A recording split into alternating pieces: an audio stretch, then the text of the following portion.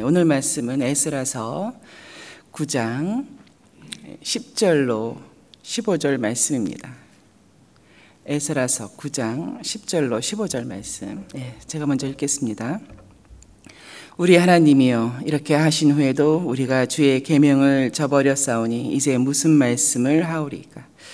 전에 주께서 주의 종 선지자들에게 명령하여 이르시되 너희가 가서 얻으려 하는 땅은 더러운 땅이니 이는 이방 백성들이 더럽고 가증한 일을 행하여 이 끝에서 저 끝까지 그 더러움으로 채웠음이라.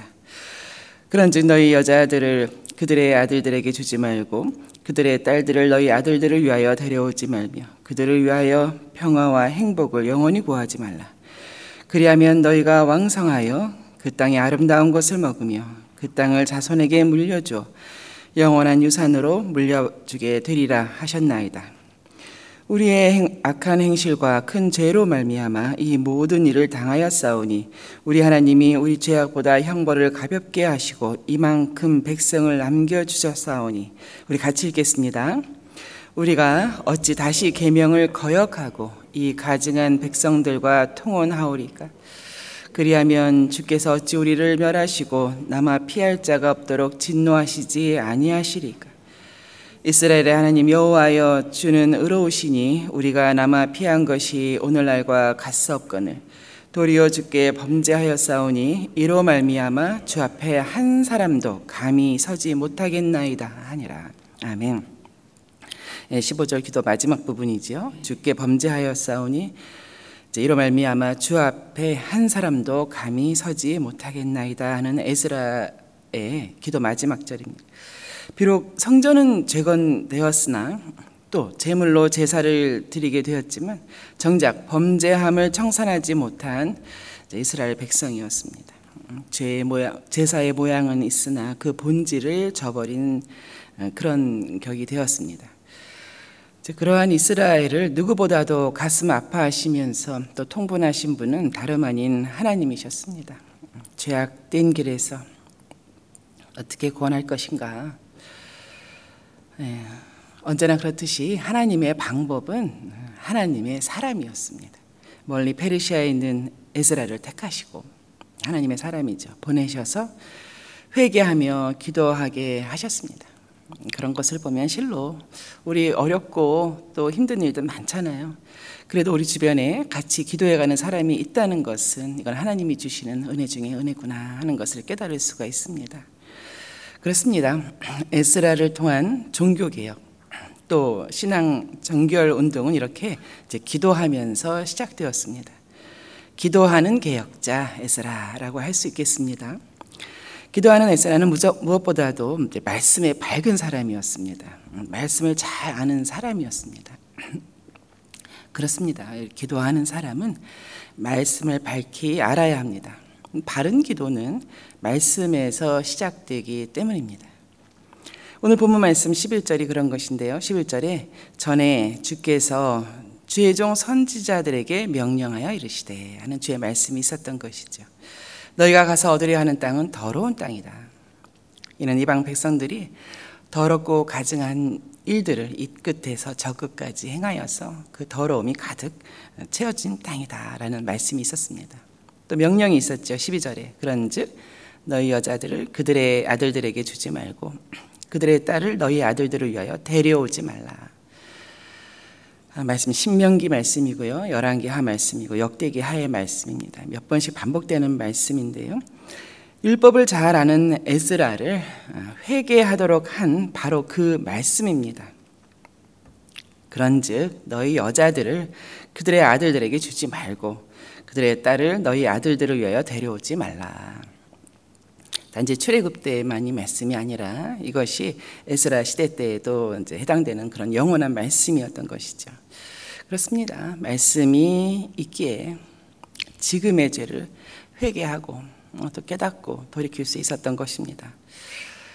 그래서 우리 예배 공동체에는 반드시 지속적으로 우리 주의 말씀이 정확하게 선포되어야 합니다.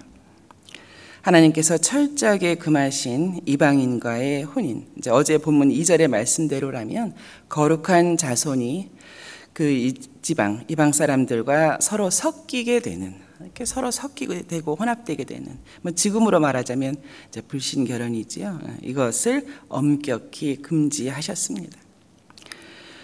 뭐 실로 혼인은 결혼은 거룩한 공동체, 예배하는 공동체의 이제 첫 걸음과 같지 않습니까?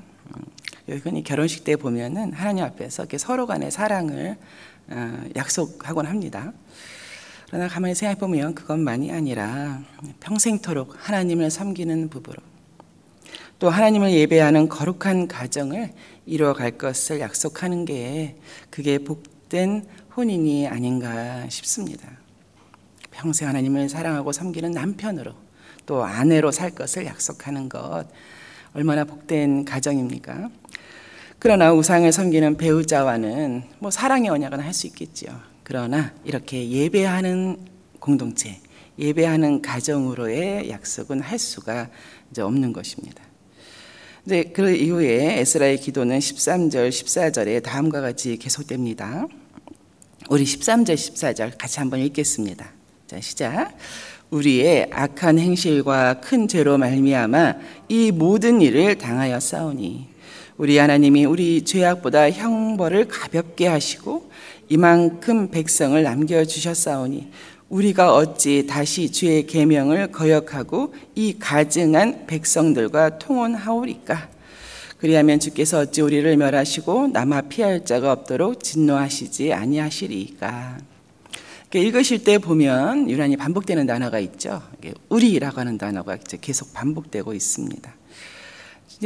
실로 이렇게 에스라의 기도, 어제 본문부터 오늘까지를 쭉 이렇게 보면서 세어보니까 이 우리라고 하는 단어가 거진 30번 가까이 나옵니다. 굉장히 많이 반복되지요. 이렇게 자주 반복되는 우리라는 이 표현을 통해서 기도하는 개혁자, 기도하는 지도자의 그 면모를 볼 수 있었습니다. 죄악상을 자백하며 통회할 때에 그들이, 저들이, 혹은 저 사역팀이, 저 팀들이 뭐 이렇게 해가는 것이 아니라 그 모든 허물들을 자신과 분리하여서 저들의 죄로, 저들의 허물로 그렇게 돌리는 것이 아니라 우리의 악한 행실이, 우리의 죄악이 우리가 종로로 타는 것이, 이렇게 에스라는 하나님께 범죄함에 있어서는 뭐 그 땅에 남아 있었던 이스라엘 백성의 죄악과 허물이든 아니면 그 이전에 왔었던 1차 포로 그 귀한 자들의 뭐 죄악이든 허물이든 간에 자신까지 포함하여서 이 모든 것에 선을 긋지 않았습니다. 그것을 분리하지 않았습니다. 이것은 모두 우리의 죄악이고 우리의 허물이다. 예, 그렇습니다. 예배 공동체 전체의 이제 허물이고 죄악인 것이죠. 그것을 잘 인식한 에스라였습니다. 지도자의 참다운 면모가 아닐 수 없습니다. 또 한 가지, 기도하는 지도자, 기도하는 개혁자의 면모는 그가 결단을 촉구했다는 것입니다. 14절에 있었죠. 우리가 어찌 다시 주의 계명을 거역하고, 어찌 다시 거역하겠는가? 이제 원어적으로는 파괴하고 주의 계명을 깨뜨리고 이 가증한 백성들과 통혼하오리까? 이제 그리할 수 없다는 것이죠. 결단코 그리 되어서는 안 된다는 것입니다. 그렇지 않고 만약 지금처럼 그대로 행해 간다면 주의 심판에서 피하여 남을 자가 없다는 것이 자명하다. 이런 말로 이제 결단을 촉구하는 것입니다. 이제는 결단을 해야 할 때입니다. 이런 뜻이죠. 만연한 죄악상을 척결해야 할 때입니다. 거룩한 백성으로 온전한 회복을 구할 때임을 각성하며 결단하는 지도자 에스라였습니다. 그렇습니다. 말씀은 결단을 촉구합니다. 이 땅에서 하나님의 자녀로 살아갈 때 뭐 여러분 다 마찬가지시죠. 뭐 크고 작은 결단들이 지속적으로 요구됩니다. 간혹 이제 오늘 본문의 상황처럼 뭐 결단하기에는 이미 늦었다, 이미 혼인하였고 뭐 자녀가 있고 이렇게 가정을 이루어지지 않느냐, 이제 이럴 수가 있겠는데요. 이미 많이 진행되어서 오히려 돌이키게 되면 더 많은 문제가 발생한다, 사회적인 문제가 발생한다. 그러나 뭐 이 결단이 뭐 자기 자신의 뭐 삶의 갱신을 위한 것이 아니라 하나님의 말씀으로의 결단이기 때문에 하나님 안에서의 결단은 이미 늦었다 이렇게 할 일이 아닙니다. 저에게도 그러한 때가 있었습니다. 아주 오래전인데요. 저희 남편이 일식집을 준비한 적이 있었습니다. 그래서 뭐 요즘도 이렇게 일식집을 가게 되면 이제 그때가 이렇게 좀 생각이 납니다. 그때 이제 구역장, 뭐 지금의 우리 목자지요. 그분이 이제 일식집을 하시는 분들이셨어요. 그리고 굉장히 친절하신 분이셔서 저희 남편에게 많은 조언을 해줬습니다. 그래서 많이 이제 진행이 됐죠. 저희 남편은 워낙 요리하는 걸 좋아하고 일본말도 잘하고 또 일본에서 살았었고 또 이제 그 일식 요리사 자격증도 있고 뭐 게다가 이렇게 조언을 잘 해주는 그 이제 구역장 목자를 만났으니 하나님의 뜻이다 하면서 즐겁게 준비했습니다. 그런데 이제 어느 날 이제 목장 모임에서 그 일식집을 이 뉴질랜드 오클랜드에서 하려면은 그 수입을 올릴 수 있는 방법이 아무래도 그 이제 술을 팔아야 한다는 거예요. 그러면서 자세히 설명을 해주시더라고요. 이제 그러니까 알코올 그 판매 라이센스가 있지 않습니까? 이제 그것을 준비하라는 조언이 있었습니다. 근데 뭐 이제 그때 그렇게 뭐 다른 이야들과 함께 이렇게 모임을 끝내고 왔지만 그 이후로 제 마음이 너무 무거워진 거예요. 제가 그 술의 그 폐해라고 하죠. 그 해악을 제가 잘 알고 많이 겪었었거든요. 며칠 마음이 무거운 중에 이렇게 말씀들을 쭉 보다가 몇 가지 말씀이 저에게 부딪혔어요. 그래서 결단을 해야 될 때가 왔나 보다. 그래서 남편에게는 이제 다음과 같이 풀어서 말을 했습니다. 내 아버지가, 내 친정아버지가 뭐 당신도 알다시피 술로 돌아가신 거 아니냐. 또 내 남동생도 술을 잘하지 않느냐. 이렇게 술을 팔게 되면 늘상 술 친구들이 이렇게 모이기 마련이더라. 그리고 그 중에는 내 남동생도 포함될 텐데 이게 어찌된 것인지 이렇게 쉽게 술에 중독될 수 있는 성향이지 않느냐.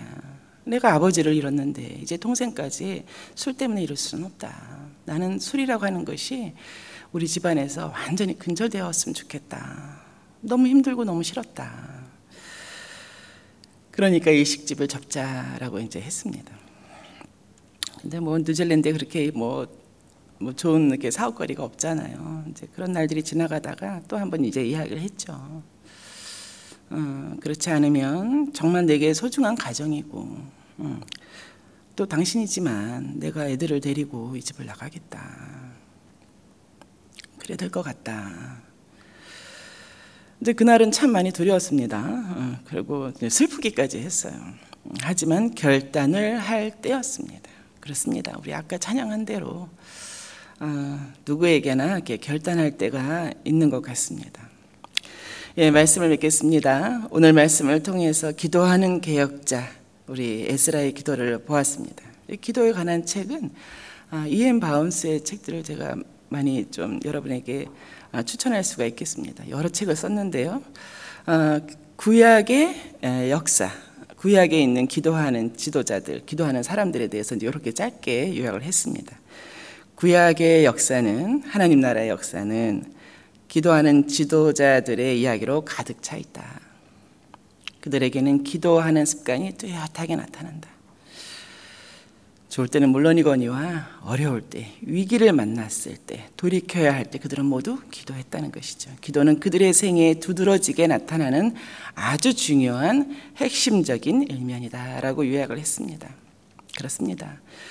구약 이스라엘 예배 공동체, 오늘 본문에서와 같이 여러 어려운 상황을 만나지 않습니까? 모든 시대에는 다 어려운 상황이 있습니다. 그러나 그때 기도하는 지도자들이 있었던 것이죠.